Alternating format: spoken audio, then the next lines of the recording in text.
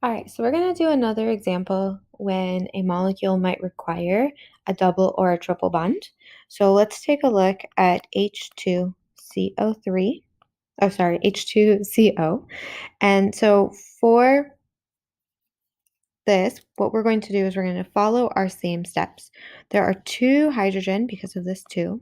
So we're going to do two Lewis dot structures for hydrogen.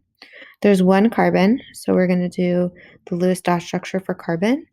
And there's one oxygen, so we're going to do the Lewis dot structure for oxygen. Once we've done that, we're going to total up our valence electrons. So in this case, we have two hydrogen, one carbon, and one oxygen. Oops. Okay. And I'm putting OX so that we can tell it's not a zero. So every hydrogen has one valence electron. Every carbon has 4. And every oxygen has 6. So when we add all this together, we end up with 12. And so we're going to use these 12 to figure out how to draw this. So that's step 1. Step 2 is our center atom. It's underlined for us. It's carbon. We're going to put carbon in the middle.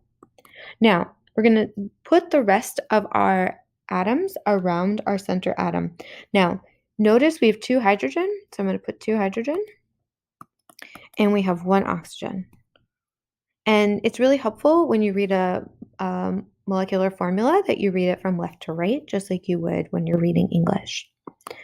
Now, what we're going to do is we're going to connect all of our atoms to the center atom. So we're going to do that.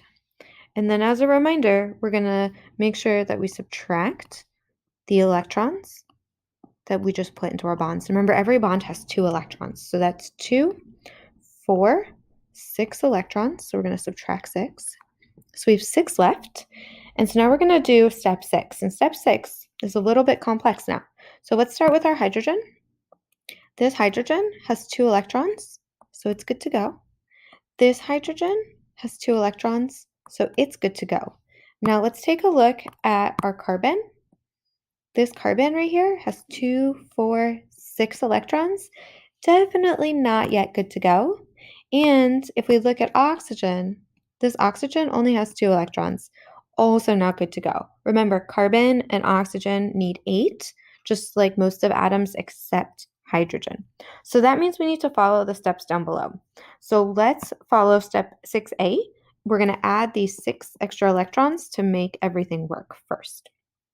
So let's do oxygen. Oxygen right now has only 2. So we're going to add 6 electrons to get from 2 to 8.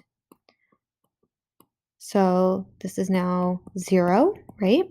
And so we've added 6 electrons. So we have 2, 4, 6, 8. So this oxygen's good, but we ran out of electrons and our carbon is still lacking. So we're going to have to do a little bit of creative thinking to make this happen. So in order to make that happen, what we're going to do is we're going to follow step B. We're going to steal some of these electrons from this oxygen, and we're going to move them over to make a double bond. So it's going to come over here.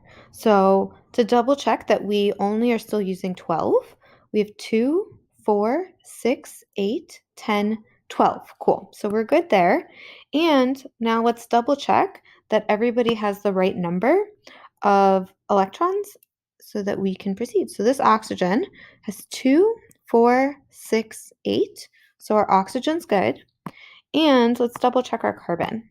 This carbon has 2, 4, 6, 8. So this oxygen is also good.